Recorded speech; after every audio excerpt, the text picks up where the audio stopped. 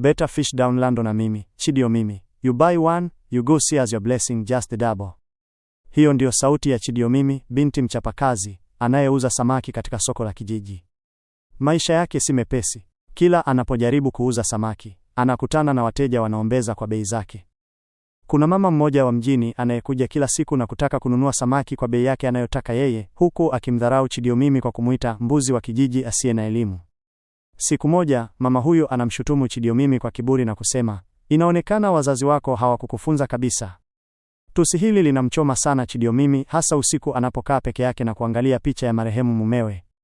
Anajihisi duni kwa sababu ya kutokwenda shule.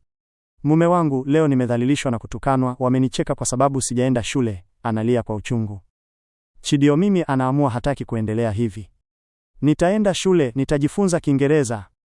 Anakwenda kwa mkuu wa shule na kujiunga na darasa la sekondari akiwa na miaka 25. Huko shuleni anakutana na Kelechi, kijana wa mjini aliyekuja kijijini ili kunyoshwa tabia na aunti yake.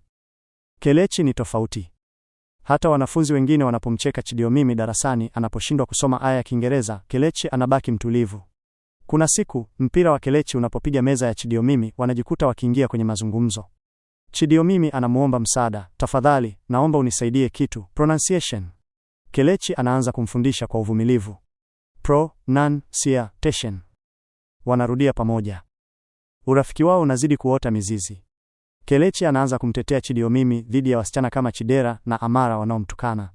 Kelechi anawachana. "Mnachofanya ni kusema tu wenzenu, kuwatongoza wanaume ndio kazi zenu." Kelechi anaanza kutembelea eneo la kazi la Chidio mimi, kusaidia kuchanja kuni na kupika.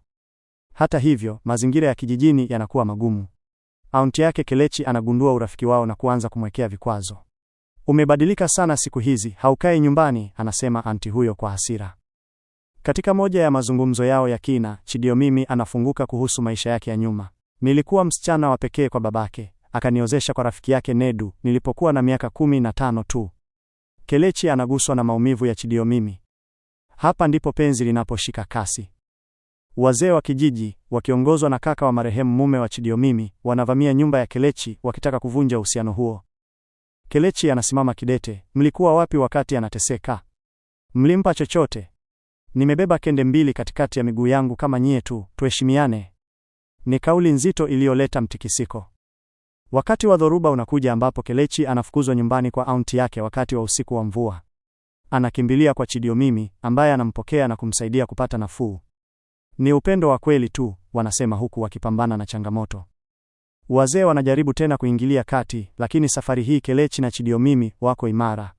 "Nataka kubaki hapa mpaka nimalize shule," Chidio mimi anawaambia wazee.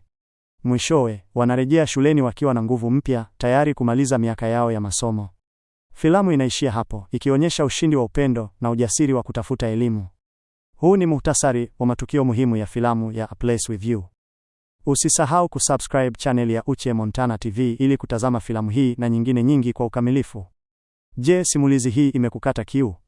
Usisahau kulike na kuacha maoni hapo chini.